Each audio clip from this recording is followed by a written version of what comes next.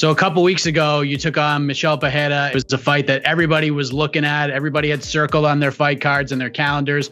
Goes the full 15, went to the judges, and you lose a close decision. And I know after the fight, you felt like you won, and you were not alone on that, Khaos. But why did you feel in that moment that you deserved the nod in that fight?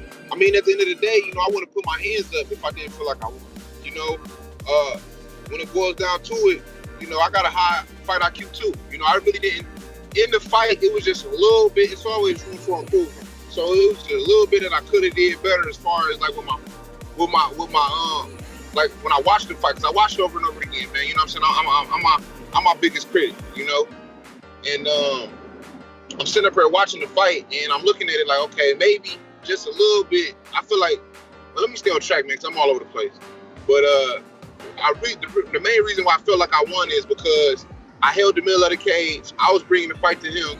It's kind of hard to really, it's not as easy as it looks being in there. When you got somebody dancing around and kind of staying on the outside, it's a little harder to really dial in. It's a little harder to dial in and really get off like you want to when somebody else running away from you, when they not really bringing the fight to you. So now I became the aggressor, but I had to also, it was more of me counter punching, because, I didn't want to go out there and look sloppy when he running and when he dancing around the cage. But I feel like I won because I controlled it.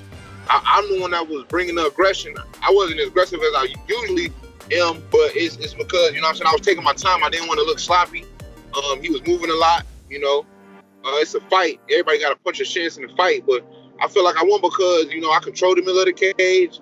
Every exchange, I won every exchange. You hear me? Every time he hit me once, I probably hit him 3 times. You know what I mean? So it's just like, I feel like I won. And then, even with the second round, he took me down in the second round, I popped right back up.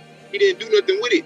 And then at the end of the second round, it was like a duck under, a Hail Mary submission attempt, which really wasn't even no submission attempt, because watching the fight, it was like 5 to 3 seconds on the ground, and he was on the side of my neck. You know what I'm saying? It was just like, man. And then the third round, that was the only round that I would have gave him, just based off the scorecards, because it's the end of the fight.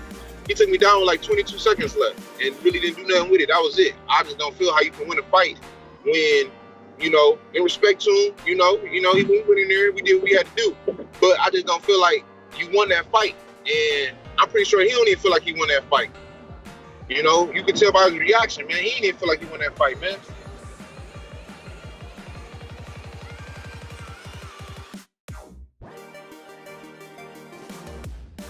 Khamzat Chimaev shares his experience searching for Conor in Ireland, and his thoughts about Jake Paul trolling Conor.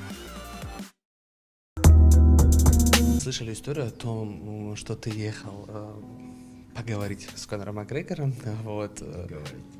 Ну, да, в кавычках поговорить, да, решить ситуацию. А для чего ехал?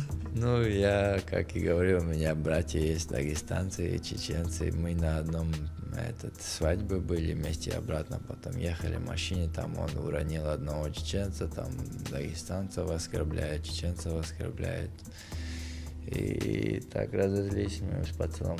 Изначально я и мой брат Джабраил, тоже кумык из Дагестана, из Казинища парень, вместе полетим.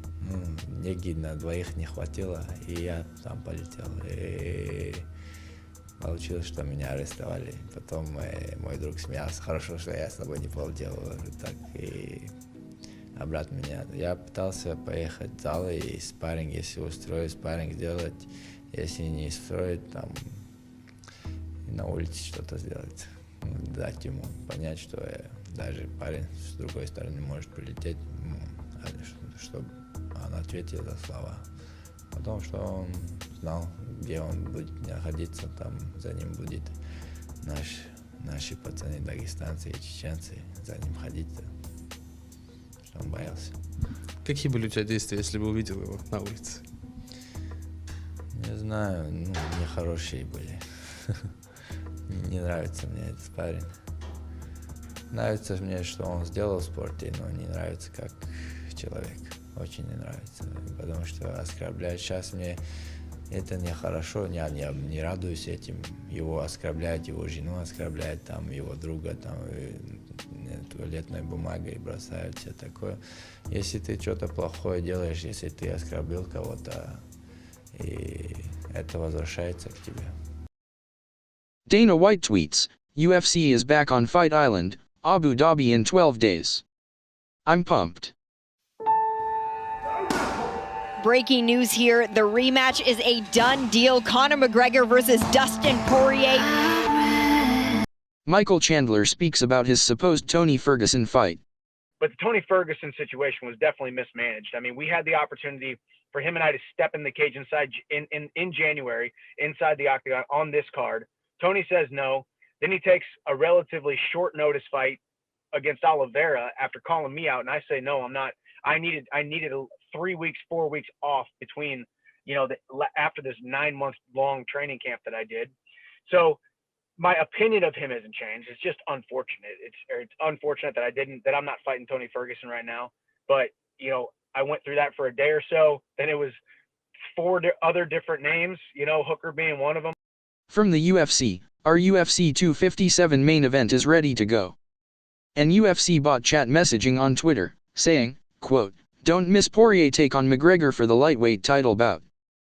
Who do you think will walk out of the octagon with the W?" Unquote. If you enjoyed watching this video, please click on the like, subscribe button, and the notification bell to support this channel, and receive notifications when we upload a new video. Give us also your thoughts by writing it down on the comments below. Thank you for watching, and see you on our next video.